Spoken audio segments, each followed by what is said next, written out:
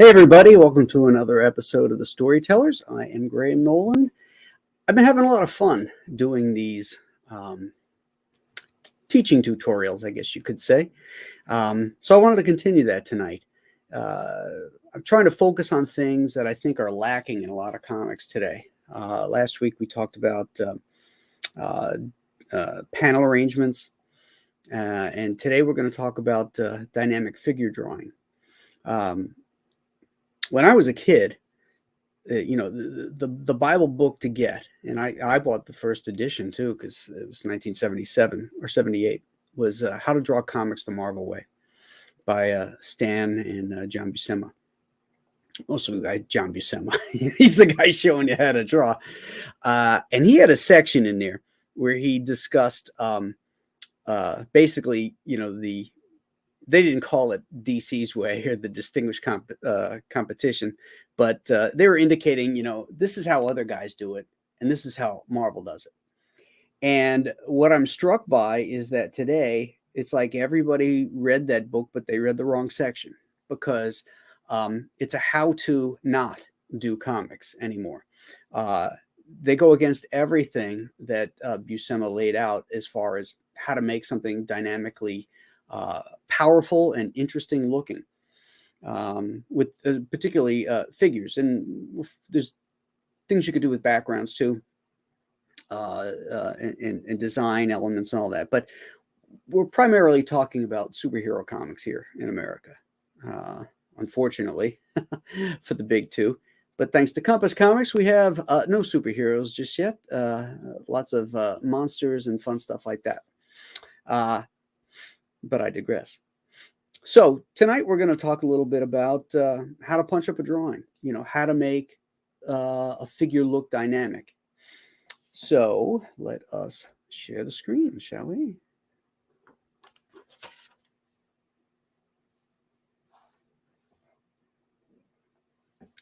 Okay.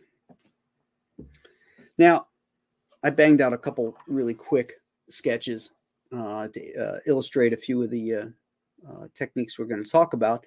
And then what I'll do is I'll start with a blank sheet and just draw a figure, and do as finished pencils as we can get in this kind of a thing.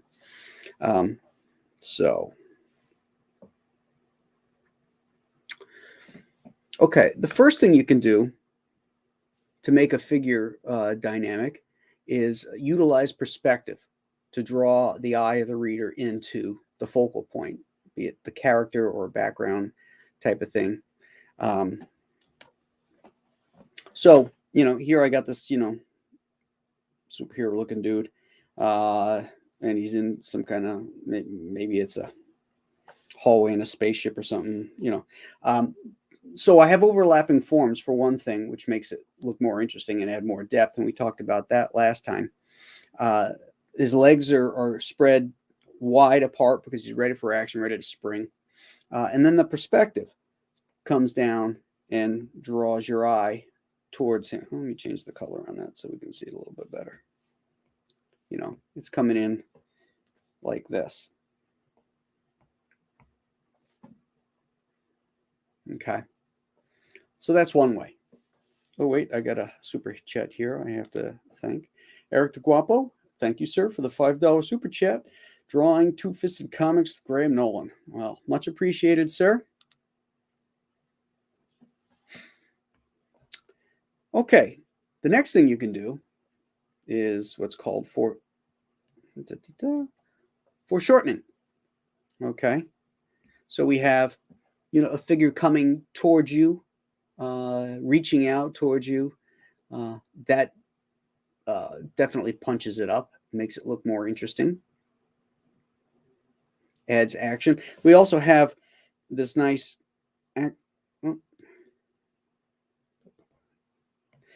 action line here.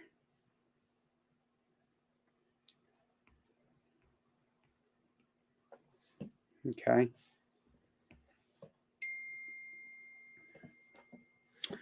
All righty. It's another way of doing it. Some of the kings of this kind of stuff, the foreshortening, were John Buscema, Ramita, certainly Gil Kane, and Jack Kirby. Those guys really knew how to use the figures and draw them dynamically. Overlapping forms. Okay. Here, Kubert was really good at this, twisting the body, and we have this arm going across the body this way. Again, we have, the legs spread apart. Actually, I would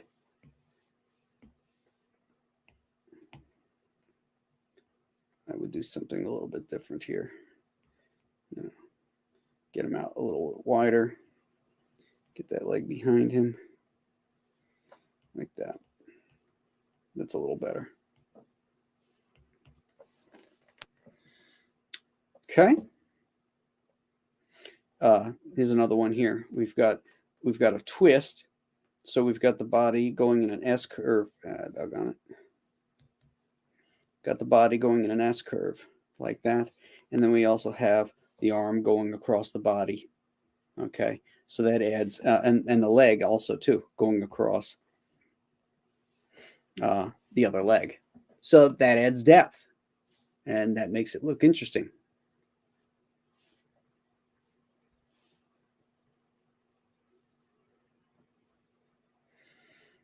Okay. And this one, I just call camera angle. By moving your camera above, looking down. Okay, I probably should have drawn some perspective lines in here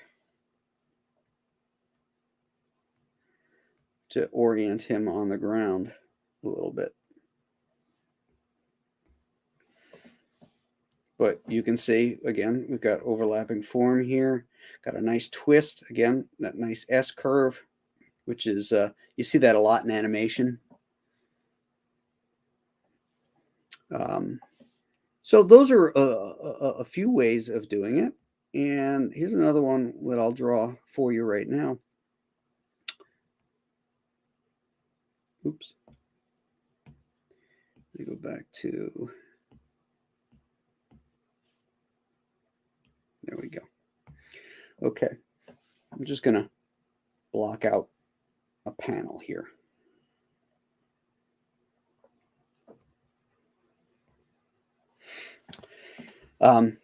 This is something that I noticed Jim Aparo was a master at too. When you've got a bunch of characters standing and they're talking to each other, seems like it's hard to make that dynamic, and one of the things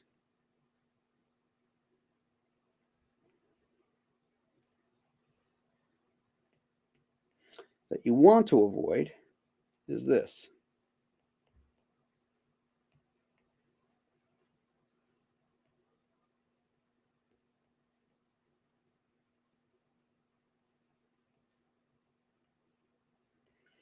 Now I'll get to it in a sec. Let's put our doorway back here.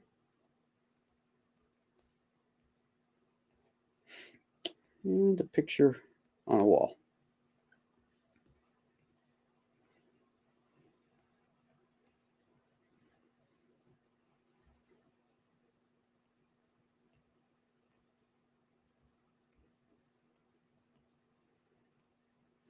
Okay. So pretty straightforward scene. We got 3 people in a room and they're talking. Got a nice bunch of space up here for some word balloons, blah, blah, blah. But the problem is everything's vertical. Everything is vertical.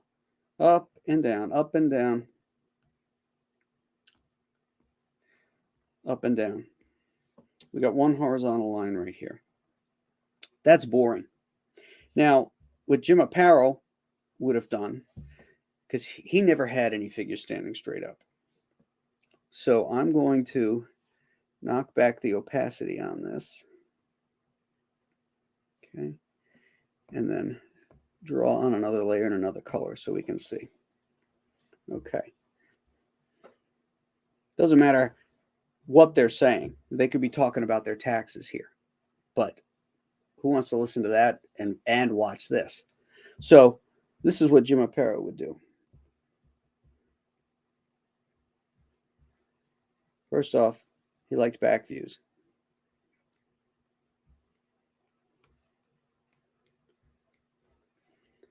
This guy might be like this.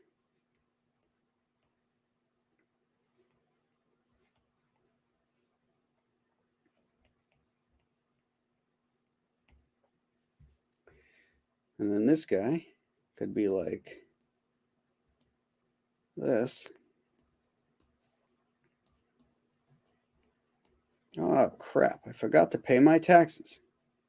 Okay. Then you can have your horizontal lines for your doorway and your window.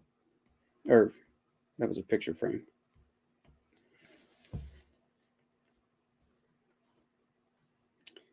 And boop, boop, boop. So you can see how that's a lot more dynamic just by having angles in your figures. All right. Just grab a little water here.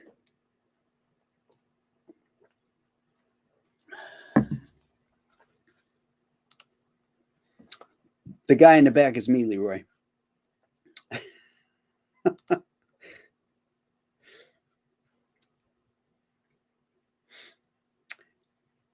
I'm just looking at some of the comments here. Yeah. Say hello to everybody first. Hello, chat. I should have said hello first. If you're new here and you're watching the stream for the first time, please hit that like button. Subscribe to the channel. It doesn't cost you anything. And you'll get notifications for these type of streams and my interview shows. Darren Wagner is here. He says he's excited for this. Rum Ham is here. Skip Edwards. Andrew Tats. Bullet Ninja Hagelman. That's a name I don't remember seeing. So subscribe. Stat Zero is here, of course. Leroy, yo, yo, yo. Dr. Mask's Retro Elixir. Neil Graham, hail chat, and have a bourbon. Stripling Vaughn is here. Stippling Vaughn, I'm sorry. You know, I think I always say stripling when it's stippling, because he's a master of stippling. My bad. All right. Checking in on gas prices. $4.39 here in Erie County in New York. FYI. All right. I'll go through a little bit later and we'll get caught up on some of the folks here. If you have a question you want me to read, consider doing the super chat. It helps monetize the channel and keeps these streams coming. So, I promised you a drawing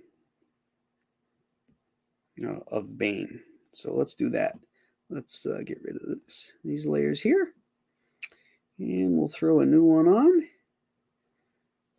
And voila. Okay, so let me get my pencil.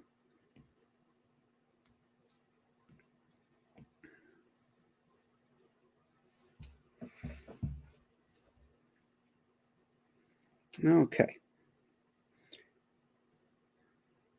I always start with the head. I know a lot of guys start with the bodies, with the torso, but I tend to start with the head.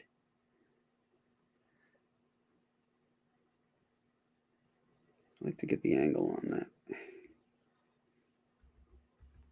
working too big here. Come on, get rid of it. There we go. All right. I want to try and get a full figure in. So let's do this. We're going to incorporate a few of the things I just talked about. So we're going to do a camera angle from up high.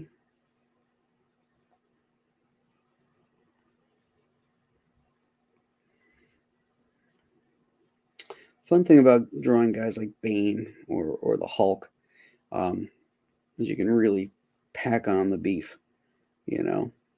You really exaggerate it, which is fun.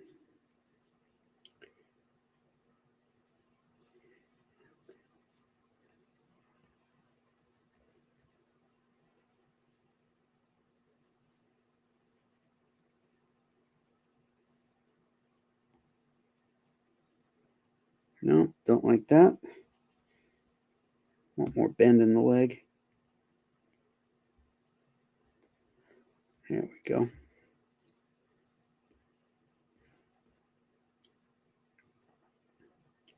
Do a little foreshortening here.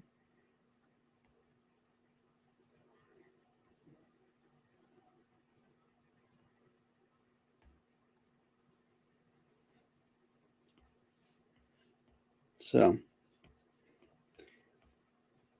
this is going to incorporate a few of the techniques we talked about. Okay, so I've got overlapping forms. Okay, I've got a nice action curve here. All right, I've got foreshortening as we foreshorten this arm and this arm back here. And when we're done, we'll throw a little perspective in too. How about that? So this is the way I tend to work, is that, you know, I'll lay that out digitally, like, or sketch form, kind of loose, try to keep it organic, build the muscles up.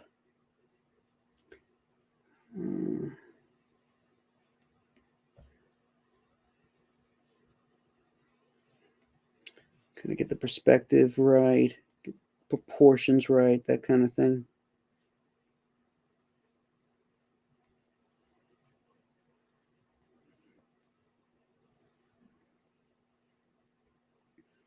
Bane doesn't skip leg day, so I gotta fatten his thighs up some.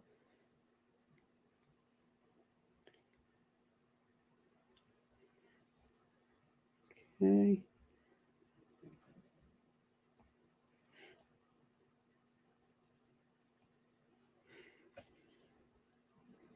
Let's open up his hands a little bit here.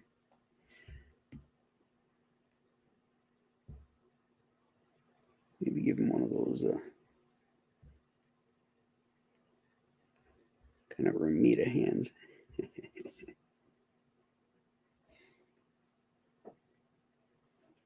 No, needs to be a fist.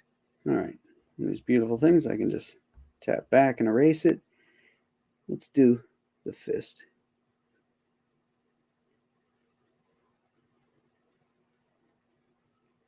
And then we'll open up this hand back here into like a clench.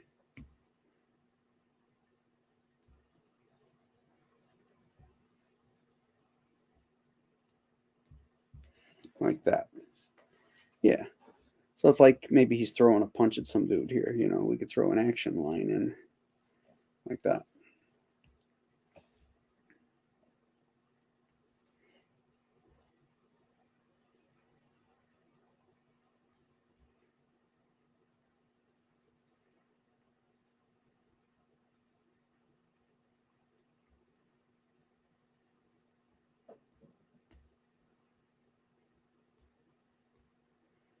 He's got a thick bull neck, big traps.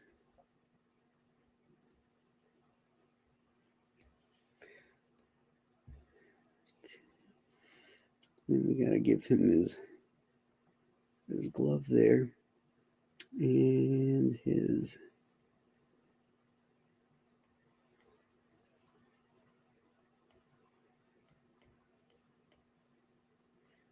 nope, mess that up.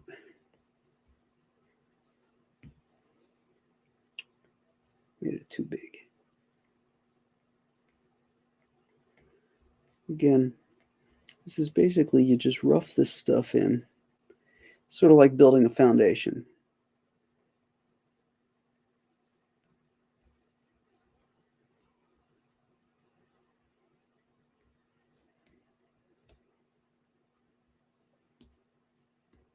Okay. That is relatively tight enough for me to, now I'll drop that layer back. Okay. I usually do the pencils in red. If I have multiple figures, what I'll do is I'll do each figure in a different color, and then that way I can separate them and move them around and not get lost, not have overlap and stuff like that. So I'm going to change my brush. I was using a 6B pencil before, but when I actually do the pencil things, I like it a little bit harder, so I tend to use a technical pen. Okay, so now we go back in, and forgot to add a layer. There we go.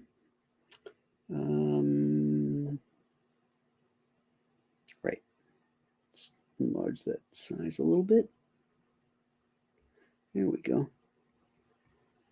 Now we just keep building.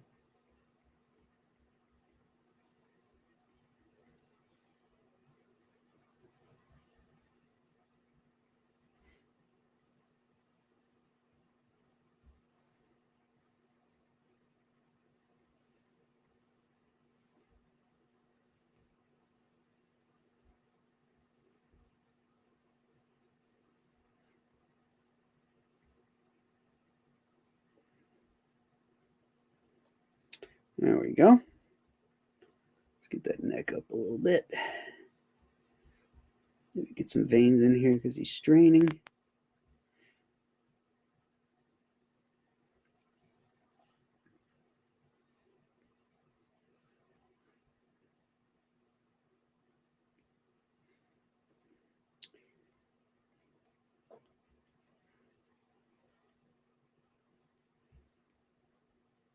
Let's increase the size of that tricep back there.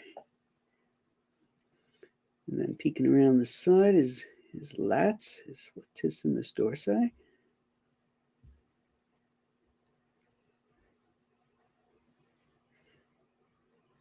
Because Bane doesn't skip pull-up day either.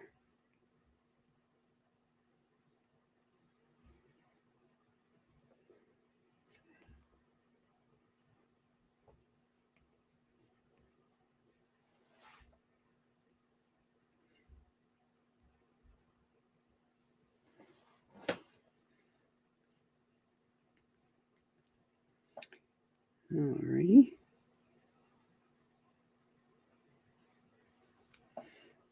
What's cool about this is that you can do, let's say you do a really crappy looking circle like this, right? You hold it, bam. How cool is that?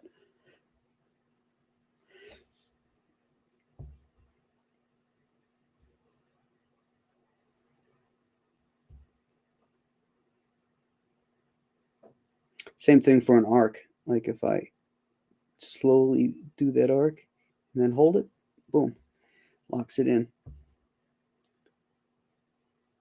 No need for French curves. You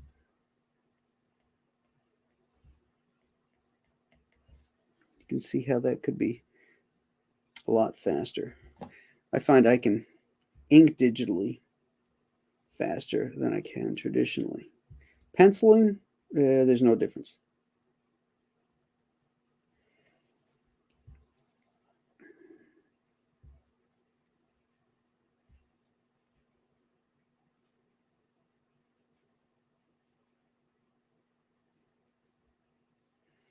Yeah, everything's about shapes. And when you're learning to draw, what you really need to do is to look at things with a different eye. Look at the nuances in the shape of like a leg.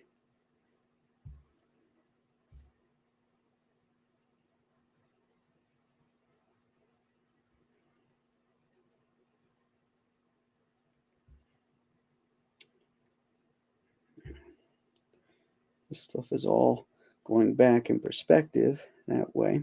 It's probably not much light source except for maybe on the back side here.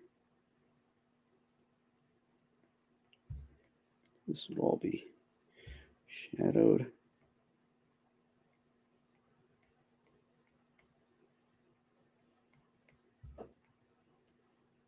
Of course, all this stuff is black, so I just leave like little bits of highlights there. Okay.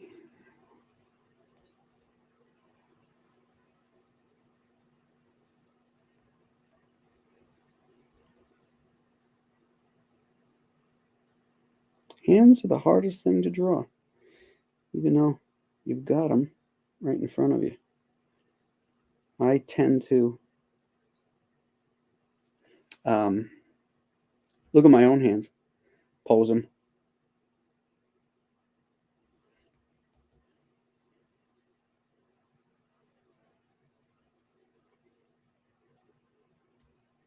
Again, Bane's got these little black gloves.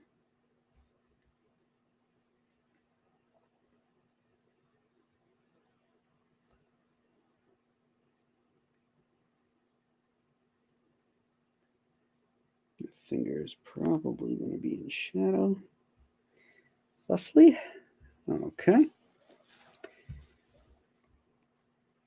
Here's one of those things where, typically, his leg could be, the lower part of his leg here could be completely behind that thigh.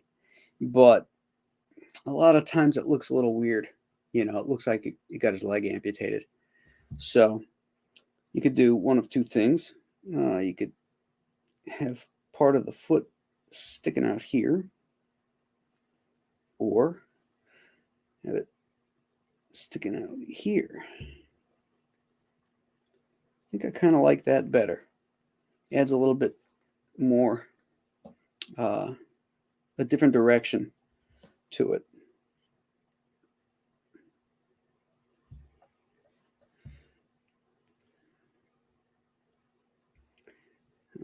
Okay.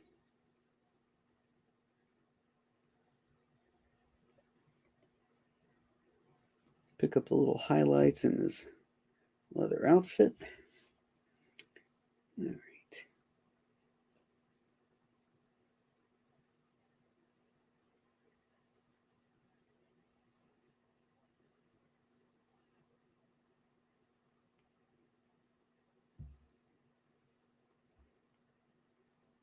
He's got these knuckle dusters on the glove.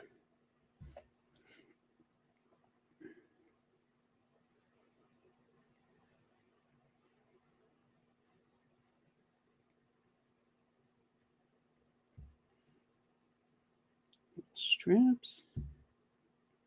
Something I did forget to draw though is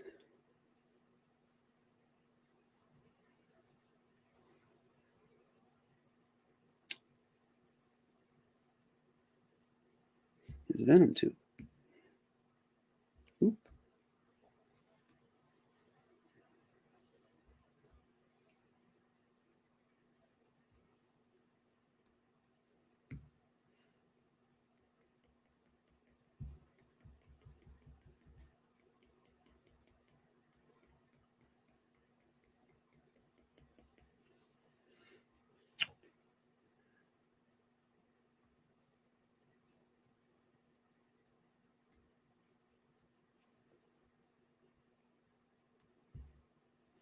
Nope, I got that wrong.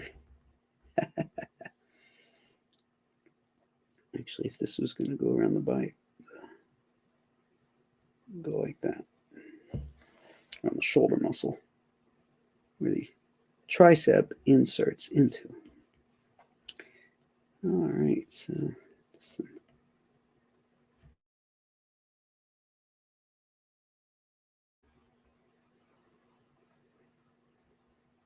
some shadows.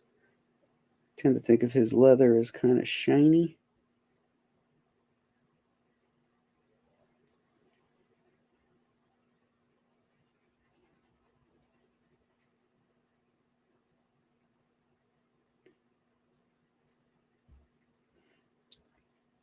So what I try to do is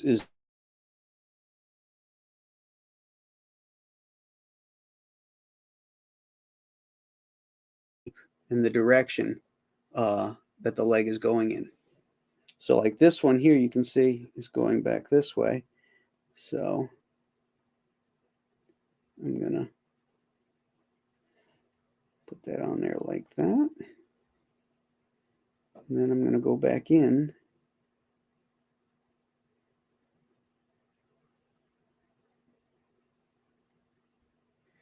With my eraser. And pull up little things like that.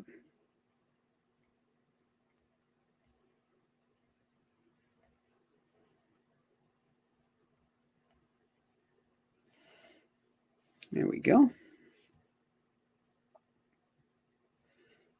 Forgot his.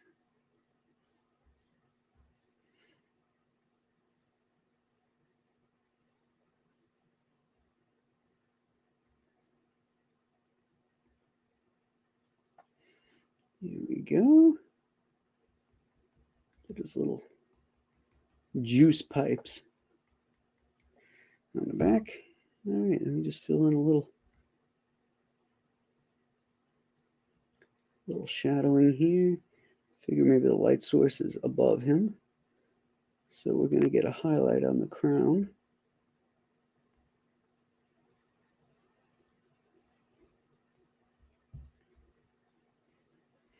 So, oops.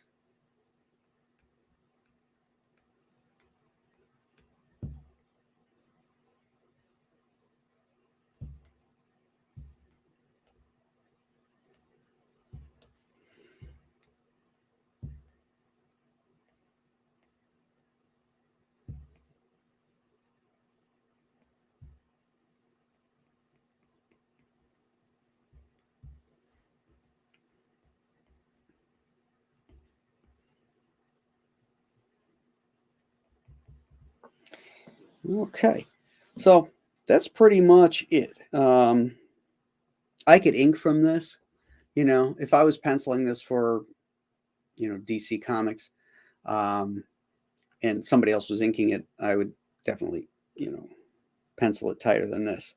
But I could go ahead and ink this myself. Put get that action line back in there.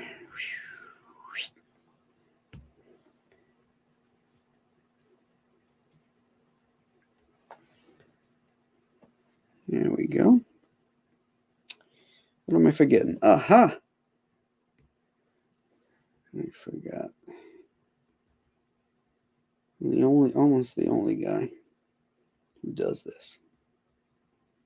Let's give Bane his hairy shoulders. It's because when I was designing and creating Bane, I was reading I was into working out and stuff, and I knew these juicers and the Mr. Olympia and all that stuff. Everybody was all juiced up back in the 90s and the 80s. And one of the side effects was hair growth and pimples. And so when I designed Bane, that's one of the things I made sure I gave him was this hairy shoulders, because, no chick likes hairy shoulders or hairy back. And then I put pimples on his chest too, to indicate he was a juicer.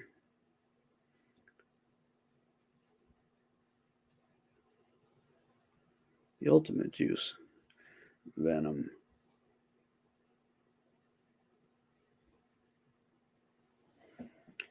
And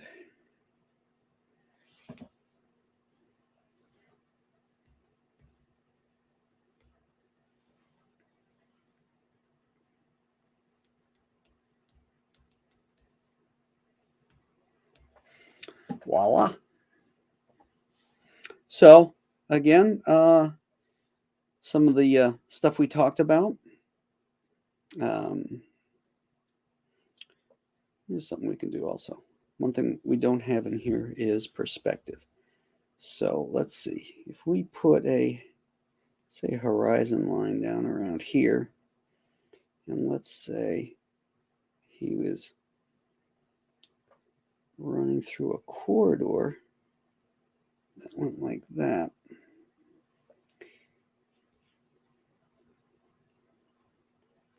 That would mean that everything would go back like that.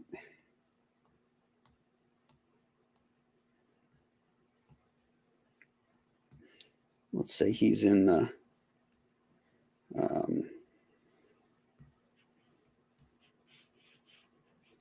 oh, it's not Hydra. What's the DC guys who wear green? Shit, I drew them all through Vengeance or Bane Conquest. It's not Hydra, it's the other guys. Somebody come up with an answer. Cobra. Got it myself. Let's say he's in Cobra headquarters here. So, you know, all kinds of weird shit up there. You know, that really fun stuff that you can make up.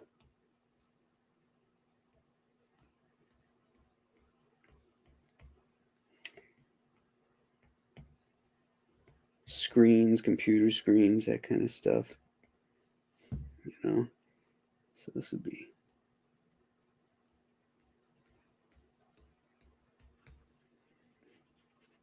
And you can also, you know, move stuff in, knock stuff out, you know, just to add some shapes and designs.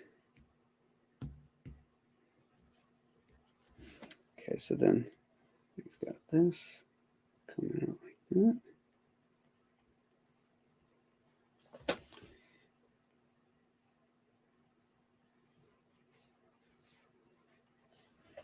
There we go. Now we got everything in here. We've got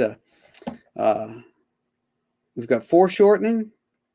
We've got an angled shot, you know, camera angle. We've got perspective, and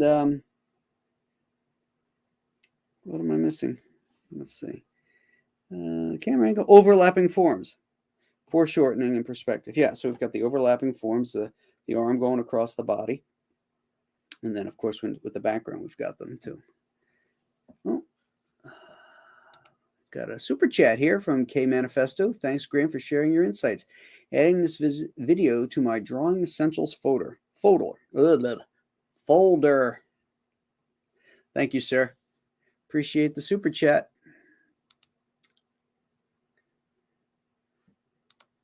Beat you to it, Marcus.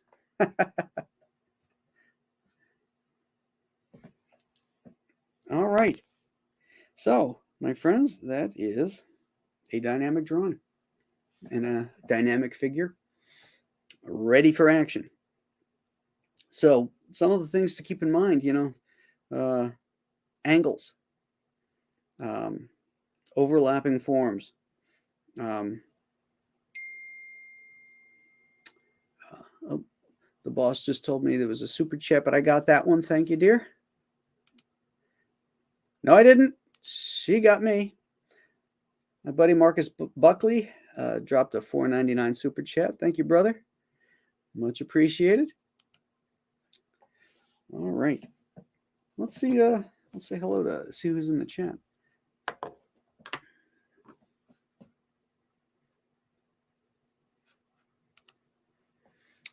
It makes a boring sketch into something interesting using all these techniques for sure. Oh, here's something else too.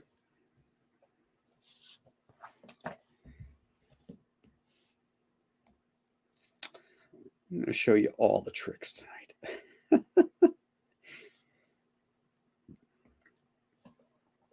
Now, this is stuff again that I learned by doing continuity strips, newspaper strips, and studying the great masters. And these are the kind of things that really drive me nuts when I see in modern comics. So, example 1.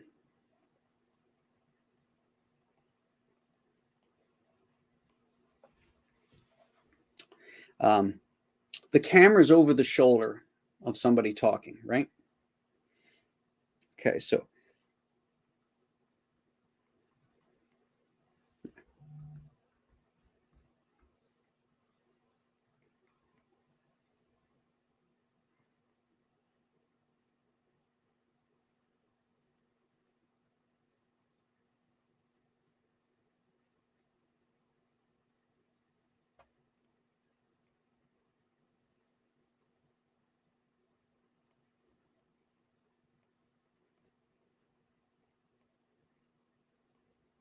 now I'm going to remind you of what Joe Kubert used to say.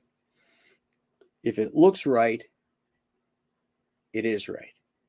If it looks wrong, it's wrong, even if it is right. So in other words, in 3 dimensions, we're looking over a guy's shoulder here. Now, there's no way you're going to see his nose, right? You're just going to see the edge of that cheekbone. Possibly, if he's talking, a piece of his mouth showing out here, and maybe like a little bit of the eye right here. But that looks wrong. It looks wrong in a drawing, even if it is right. A better way to do it is to turn him just a tad. And then I'll show you the best way to do it. Okay, so he's talking to this guy here. Okay. Again, boring. Okay. So now we're going to do it like this.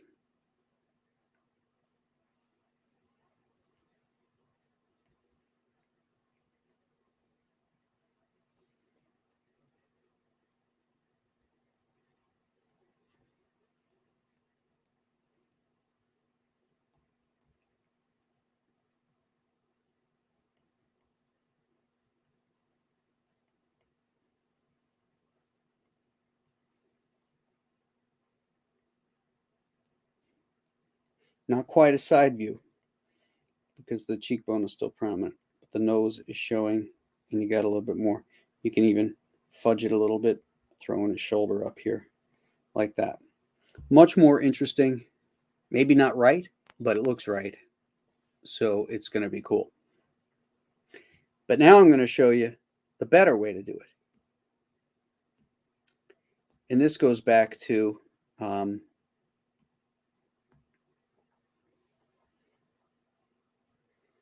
the theater.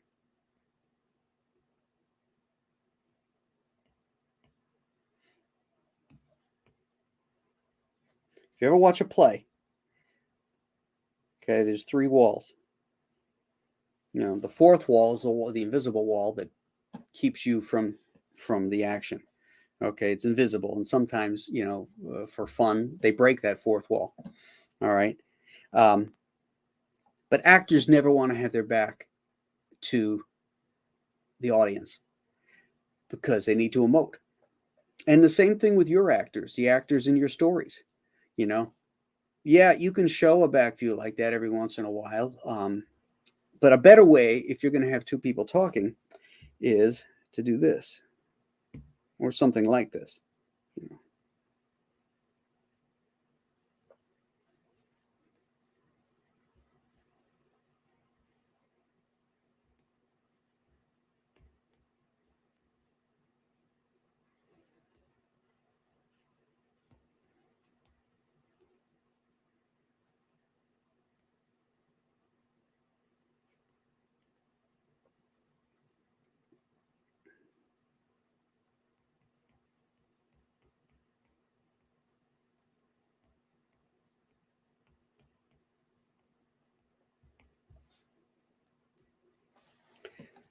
Okay, 2 people still talking, but now your actor's breaking the fourth wall, and you get to see his face. You get to see his emotions, or his reaction, depending on who's talking first.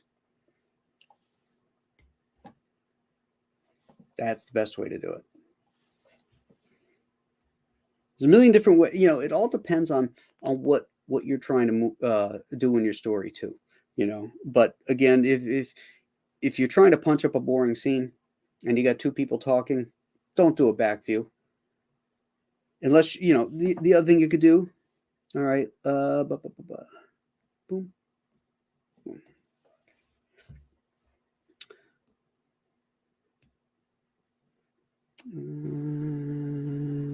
Sketching.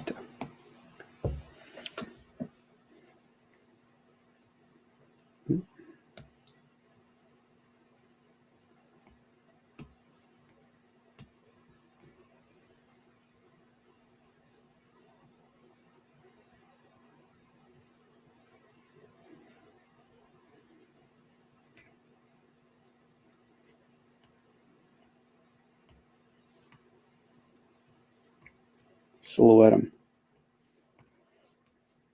like that. So you've got that black in the foreground.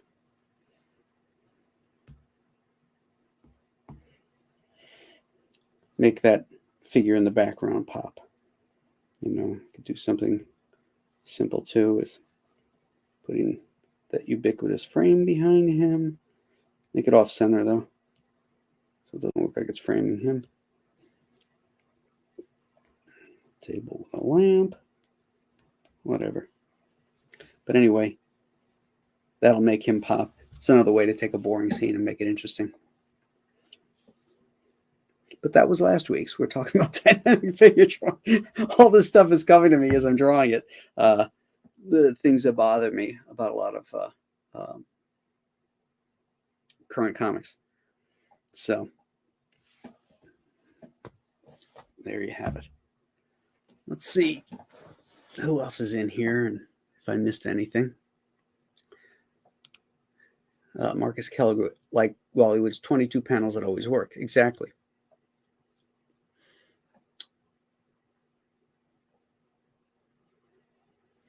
Dan Lawless says in movies they call that the action axis. Using that rule makes your comic book storytelling very clear.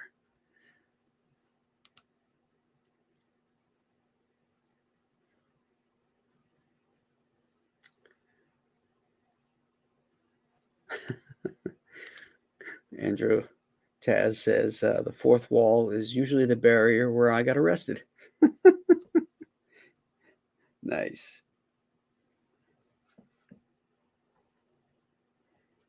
Oh, hey, Jeff. How's it going, buddy? Glad you tuned in.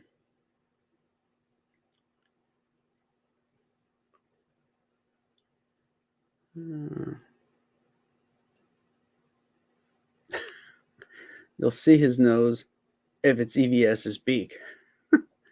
Oh, that poor guy. He's getting busted on my channel.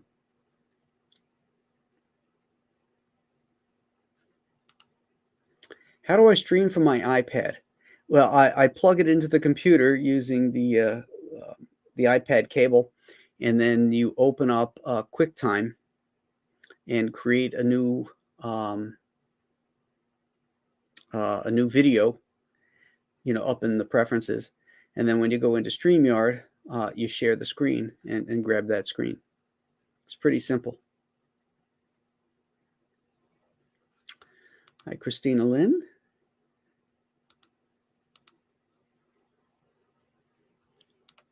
Stat Zero reminding us that Giant Size Two-Fisted Manly Tales is still available. Click that link and support High Testosterone Comics by some really, really great artists and writers. It's a Compass Comics book, so it's going to be great. It's going to be on time. So what more do you need? Go and back that sucker.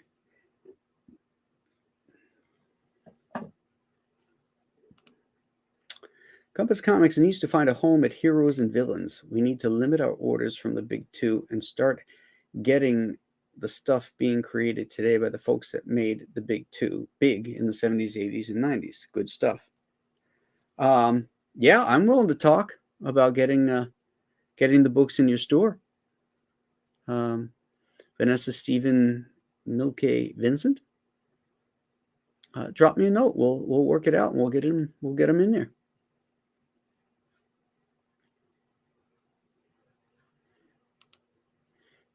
Thank you, Dan.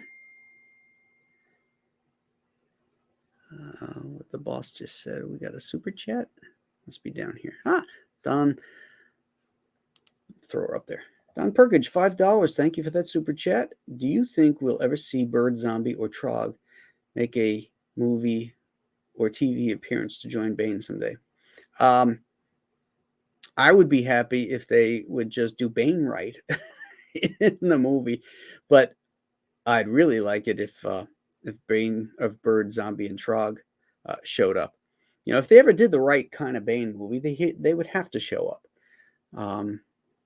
That would be awesome.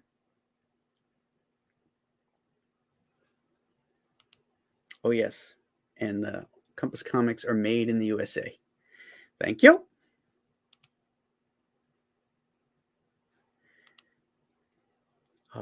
Andrew Schweitzer is sweating to the oldies.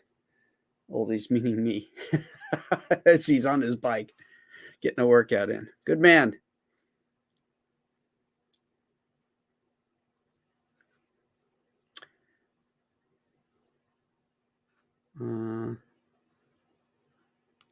Stat Zero says it's all in front of us. We just have to look. Yeah, I that's my mantra. I preach that all the time, that your school books are right there in front of you. They're, you pick up the great comic books, the Will Eisners, the Kirbys, the Kanes, the Kriegsteins, the list goes on and on. And each one has something to teach you. You just have to break it down and deconstruct it. It helps to have it deconstructed for you, like we're doing here, so that you can think in different terms, perhaps. That helps speed things up.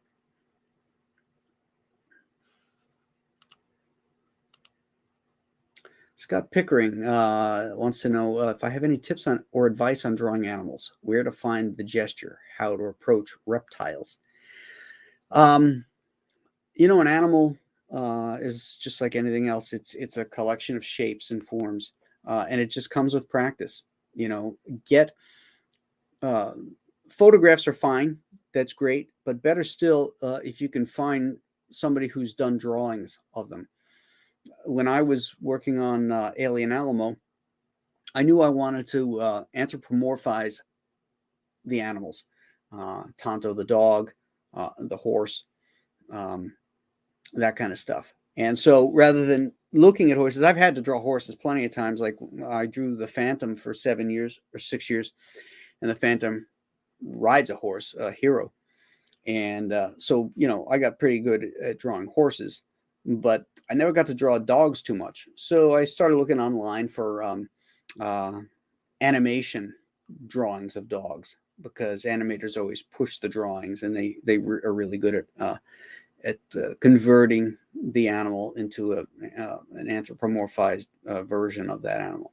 And so I just started studying that stuff to learn how to shorthand it, basically.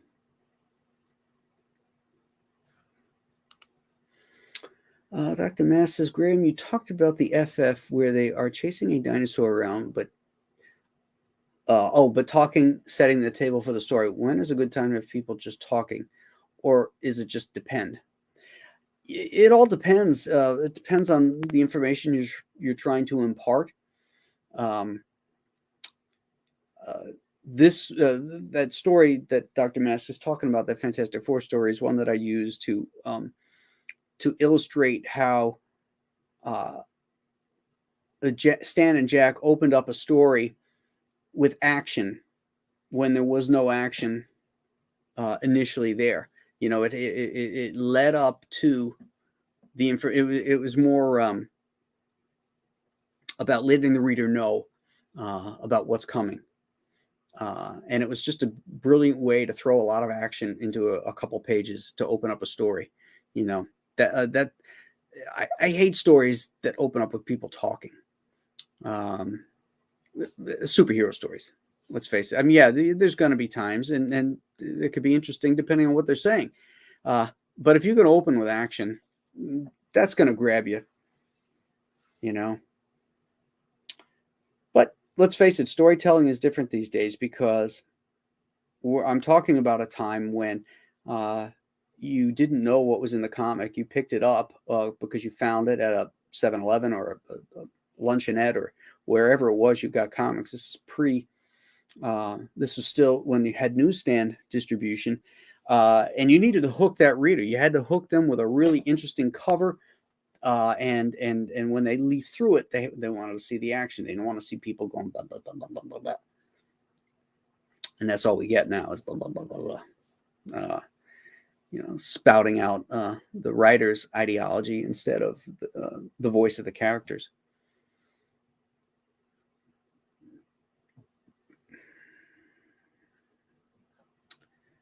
Let's see if there's any questions here or things that I missed.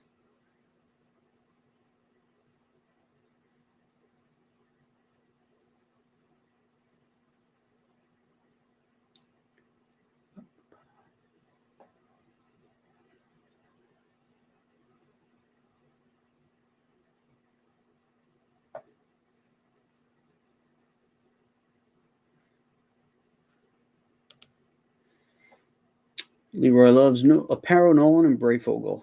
If not for those guys, I would not be into comics. They are my image guys. Well, thank you.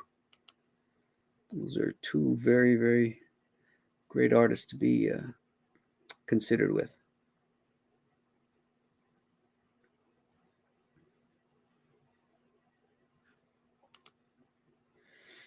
If I'm right, Graham is using an old animation technique. The red pencil is easy to tell from the ink. When you scan it, physical art, and take the red spectrum out, it erases the pencil. Similar. Yeah, the red photographs is black. Animators would do their first sketches in blue line, and then they would use red to differentiate it, so they could draw right on over it, and then that would be the acetate would be put over that for the ink line. But yeah, I like to use different colors just so that I can separate them.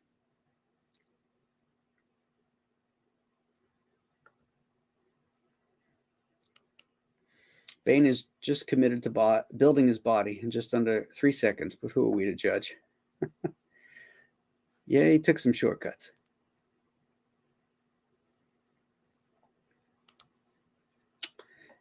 Dan wants to know how come I'm drawing in red. It's easier to see. The first sketch was in blue. I tightened it up in red. If I was to ink that thing, I would, well, let me show you what I would do. This is comics. Show it, don't tell it, right?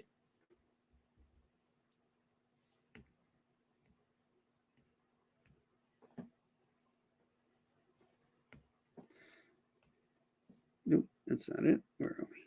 There it is. Okay, so the final drawing was in red. Oh, actually, I did this in gray. I did the first sketches in gray. You can see gray under there. Okay, so once I have this in red, it's really irrelevant.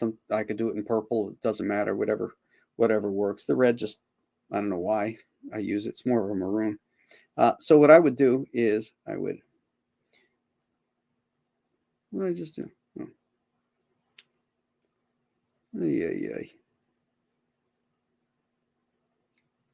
that it? Yeah, okay. So I'd knock back the opacity on that. Change that to ink. Throw an ink layer over it. Change my brush because I really like the studio pen because it behaves a lot like, oh, how about if I share the screen? Maybe that'll help.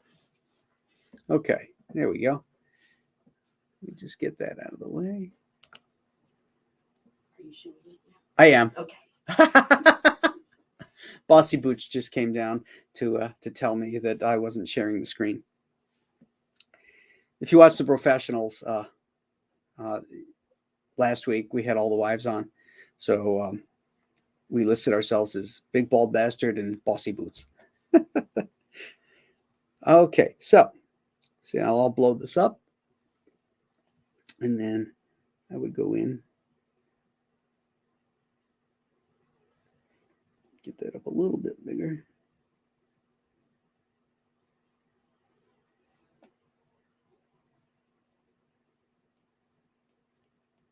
I'm not going to ink this whole thing, but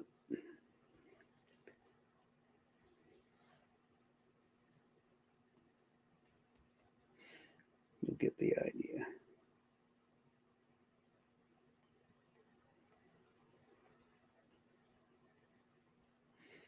You can also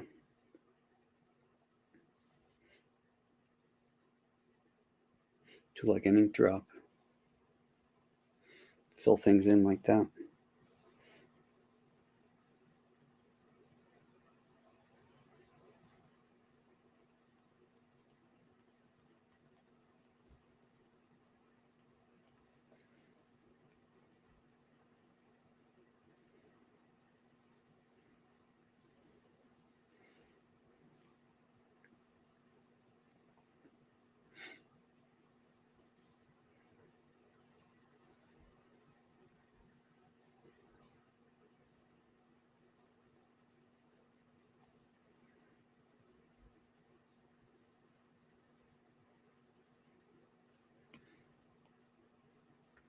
Really like inking digitally. I like traditional inks too. I like the tactile feel of them. And I like having a piece of original art, but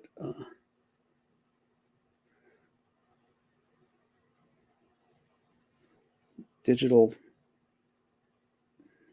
is a lot easier on these old eyes because, I'm not having to ink really small.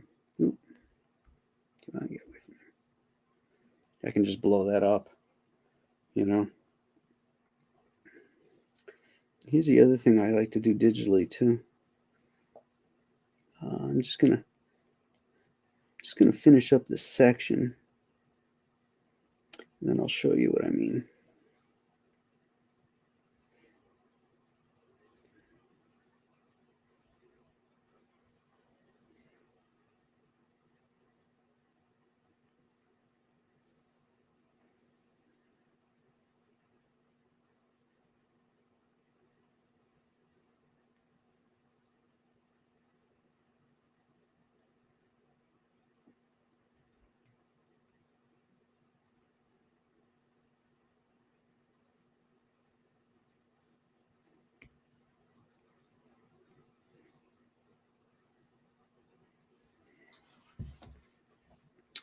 All right.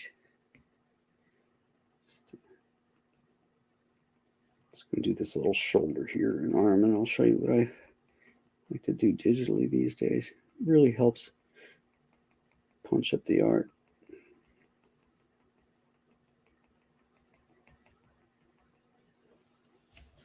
Just going to finish this hand, and I'll show you.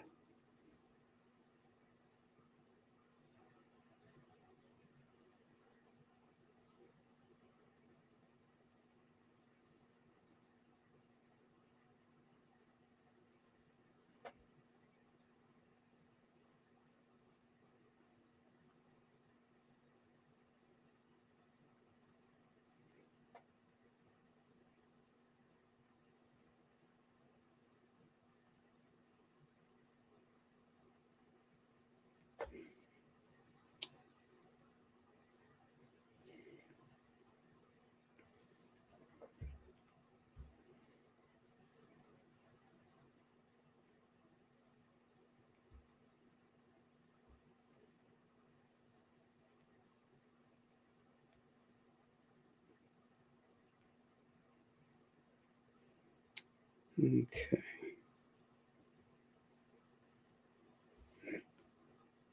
Sorry about the long pauses. That's the problem with you're concentrating on one thing and trying to talk with the other. Here, pull up some highlights.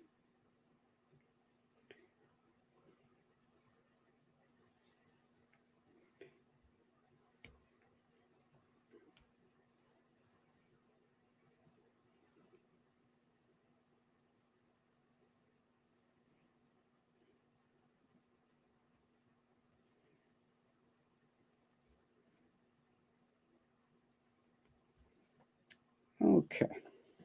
We'll just use this as an example here. Now, let's say the whole thing is finished. You know what? Let's finish the head too, because I think it'll look cooler.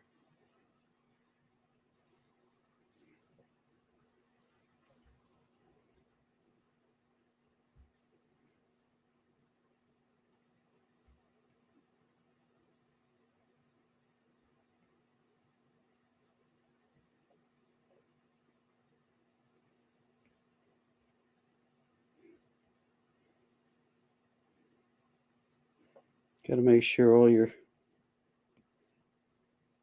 ends are tied off. Otherwise, that black ink will go all over the place.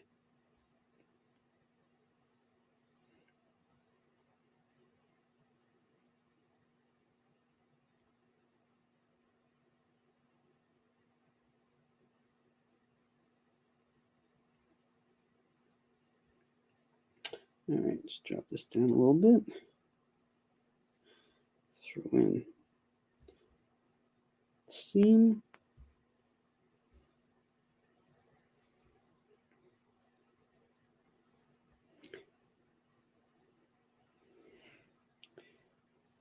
Okay, we're just going to finish up this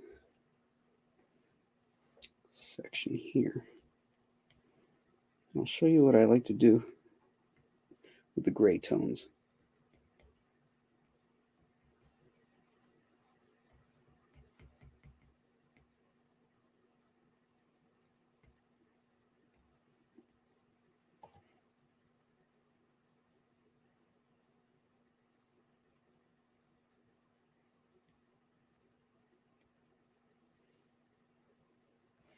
Okay, now let's just pretend that this whole thing is inked, or that this is the final product. Just going to go back here, pull out.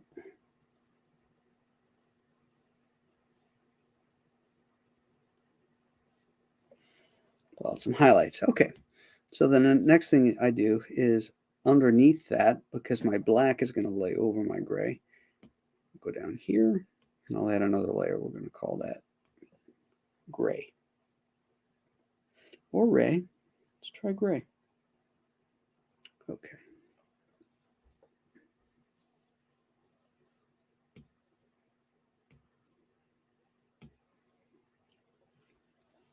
All right.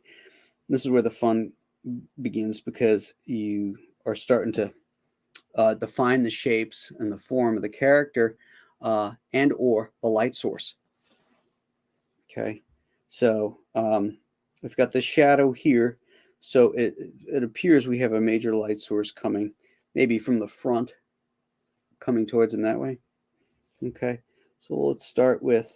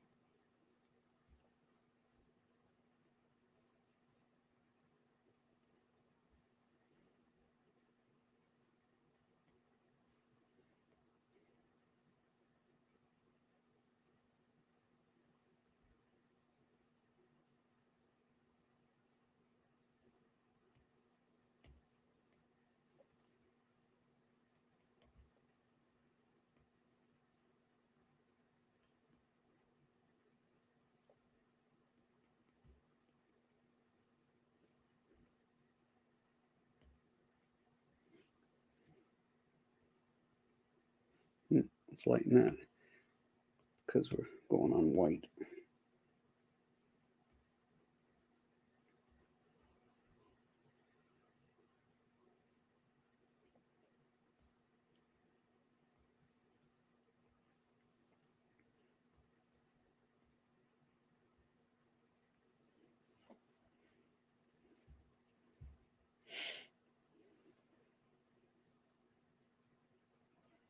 There you go. So just some simple gray tones there. Now, when the colorist, he can lay the color flats right over that, and then the gray will punch it up. Or since I have it on a separate layer, he can adjust it to a specific color, which is really cool. I think it adds a great sense of depth. It's sort of like the old days of working in a duo shade, being able to add, but you can add any kind of gray tone you want. I had a lot of fun doing this with the Chenille, which was printed in black and white with gray tones. So I was defining all the shapes and forms with black, white, and gray. And I got to really liking that use. So I now put it, into everything. If I've got a colorist working on something for me, I put the gray tones in for them. And I think it makes a better product. So, all righty.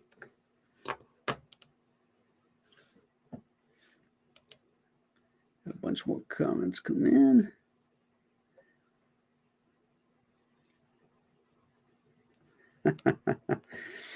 Next one should be how to not make it look easy. Hey, we all do that.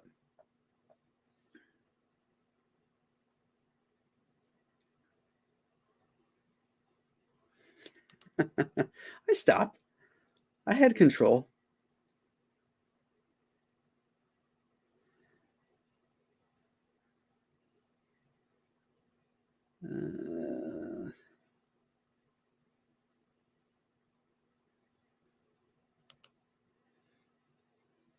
Thank you, King KDI. The high tea perk on the in-demand campaign for Two-Fisted Man and Manly Tales ships worldwide. That's right. Don't be afraid because you're overseas.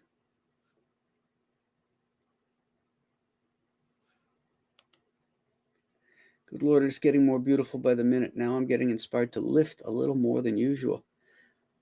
Well, Andrew, when you start reading Giant Size Two-Fisted Manly Tales, not only will you be lifting more, but you'll be building more muscle fiber.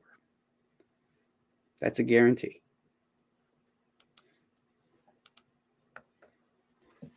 That has not been evaluated by the FDA. Hello, Cisco Wizco. Go Bills. Somebody said, hey, Gabe. Is Gabe in here? There's another hey, Gabe. Oh, my brother from another mother. Glenn Mars is in here. Hey, Glenn. Had a nice Las Martinez on the porch this afternoon, by the way. Gabe wants to know, how much does bodybuilding inform your anatomy? Oh, it's huge, when you're actually working out and you can see how the muscles react and work, where the insertion points are, how forms cross over other forms. I find it very helpful. Plus, if you keep in shape, you can shoot your own reference photos, which is very helpful.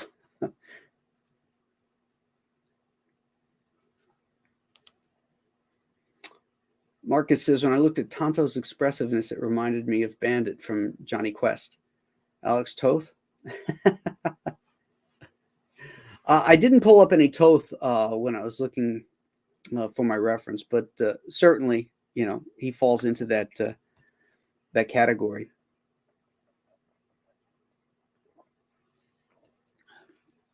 And Johnny Quest was Doug Wildley, who designed the characters for that.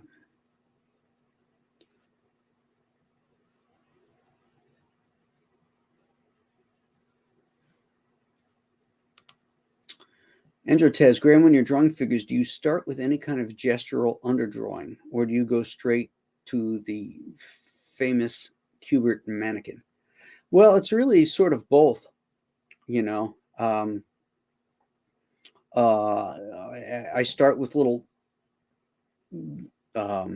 scribbles to get the gesture right, Again, let's not tell, let's show.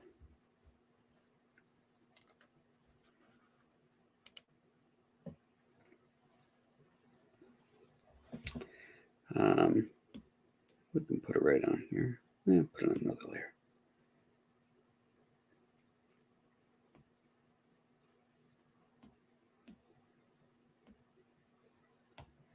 Well, actually, I sort of did show, I start off with just basic round shapes to get the sizes right,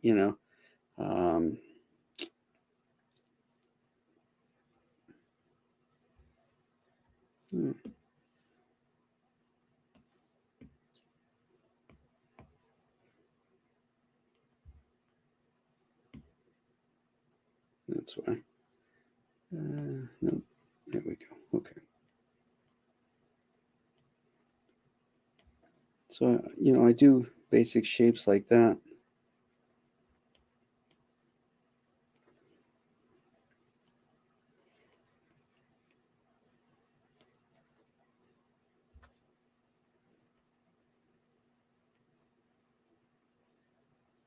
So that's part gestural.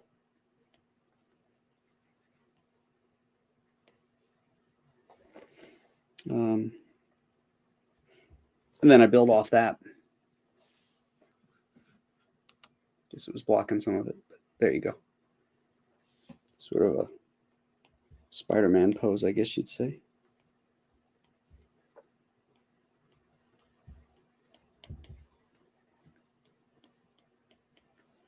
Yeah.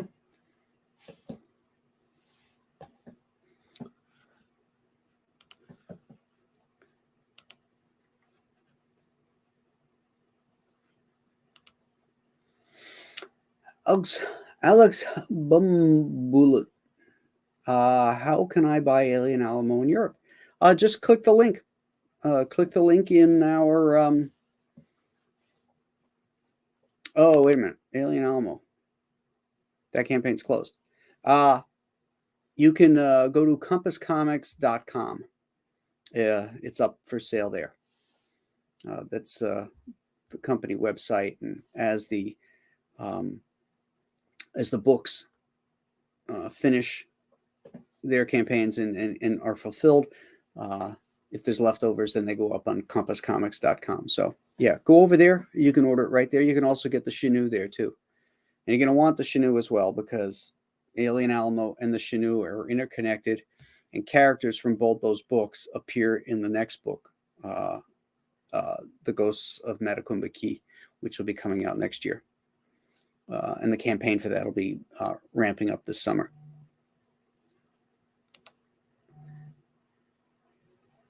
Have you ever done a recreation commission of one of your own covers and signed it Nolan after Nolan? Stephen Butler and I were joking about that earlier.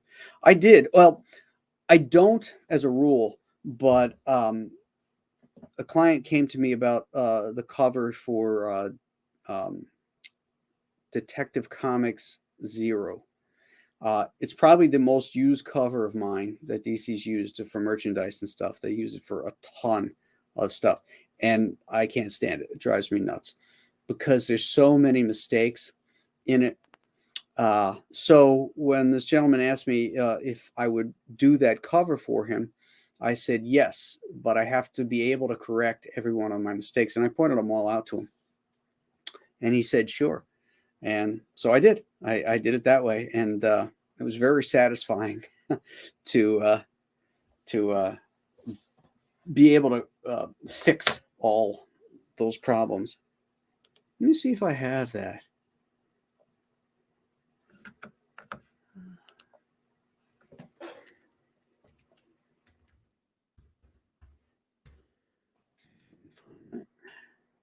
Yeah.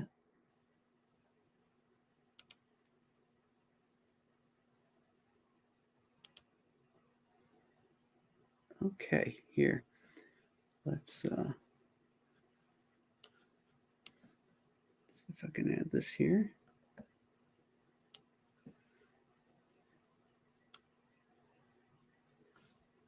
All right.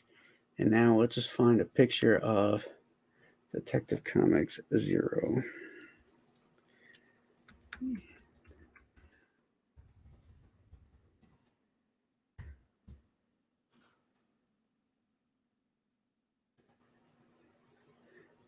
Bingo. All righty. Let's find gotta find a better image. That one's pretty good. All right. So I'm gonna just share the screen. Gotta stop this screen.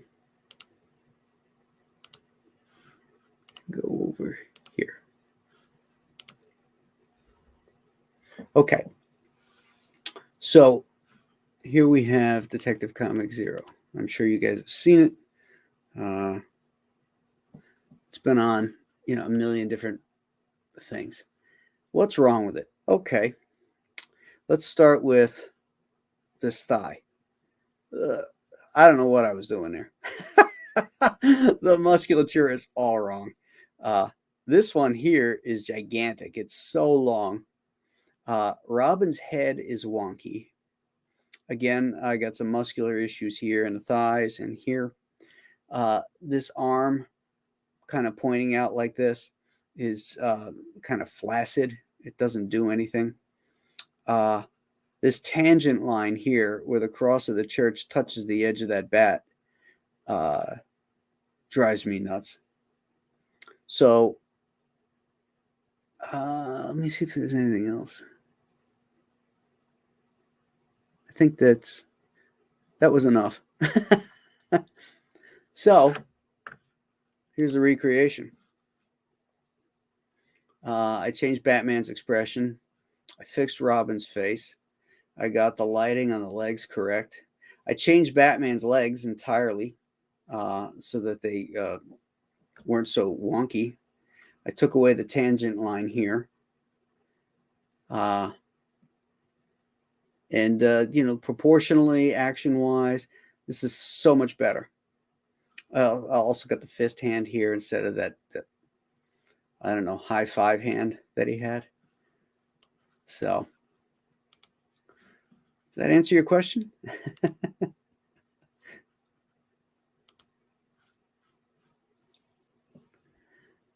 I didn't sign it Nolan after Nolan. I just signed it.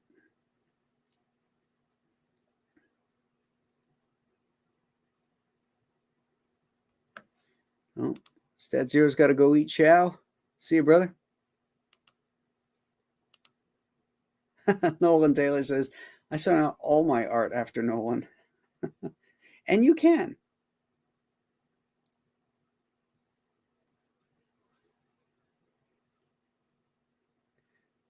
Oh.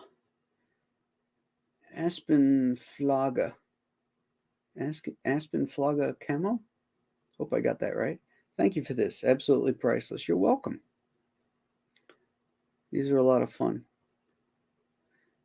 Let me just scroll back up here, see if I missed any super chats.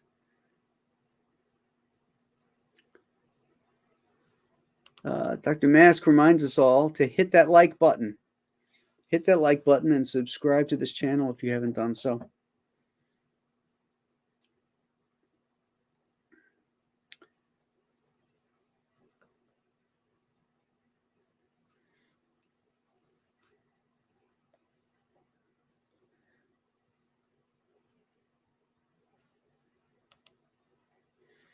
Mike Barron agrees with everything Graham is saying. I can bet.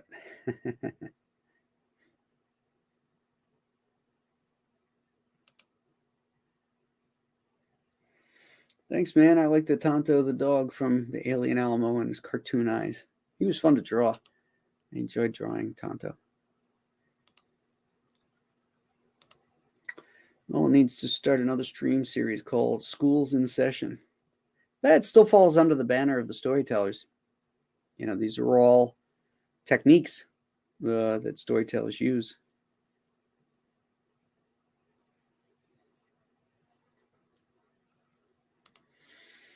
Andrew says, I'm not an artist, but I feel I've learned more about writing from reading great comics than from books that are about making comics. Yeah, like I said, those are your textbooks. Everything's there as long as you can deconstruct it. Pull it apart. Brian Blevins is here. Glad you caught it live.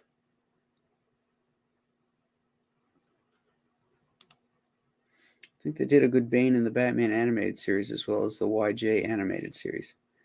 Yeah, yes to both of those. Those are my two favorites. Two best media iterations of Bane, I think.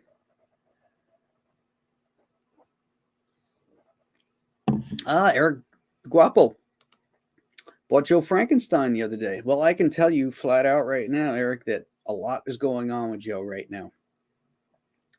A lot of stuff behind the scenes. As far as a continuation of that story, it's going to happen. I'm slating it right now for after the Ghosts of Matacumba Key.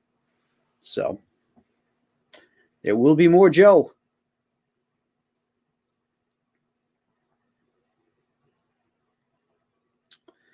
All right, I think I got everybody covered here.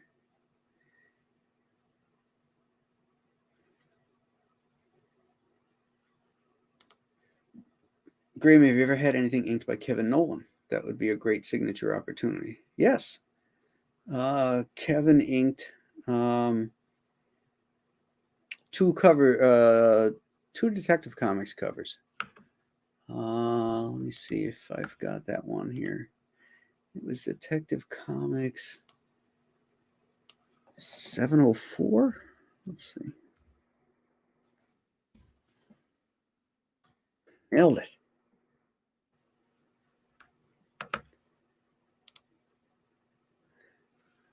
All right. That one. He also did another cover, but a little less spectacular. It was just kind of like a big head of Batman. It was part of that earthquake story.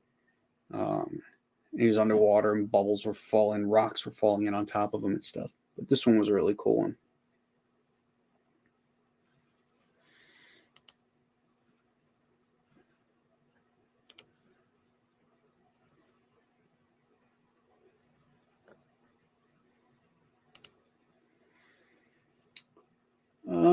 That cover you hate, it's called Style, right? Honestly, like that cover. Dramatic and over the top. The design aspect of it is solid and strong, which is why they continue to use it. I can't call it style. I just call it a lack of experience and making mistakes. It just, I didn't have the skills to fix it at the time.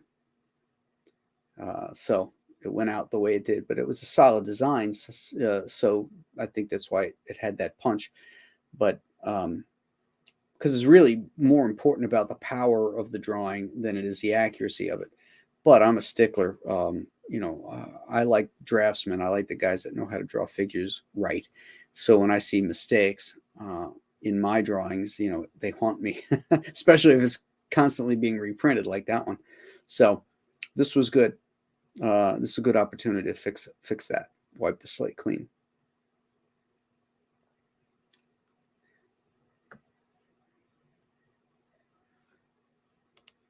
Sister Cisco Wizco says Joe Frankenstein is one of my favorites.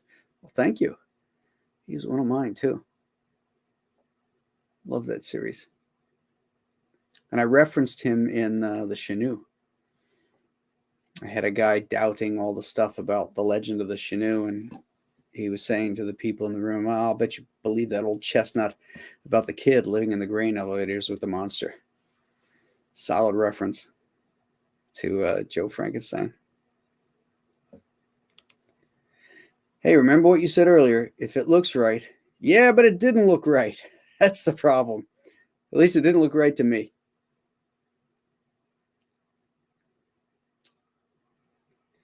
All right. I got everybody covered here. We've been on about an hour and a half. In fact, we've been on exactly an hour and a half. So I hope you guys learned something. It was a lot of fun. I enjoy doing these things. I'm going to go back and forth between these things and also having guests. That way it doesn't put all the pressure on me to try and line up guests every week if there's stuff that I can cover.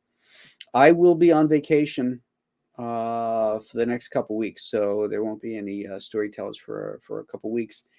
And I won't be there won't be the bros tomorrow either because it's St. Patrick's Day.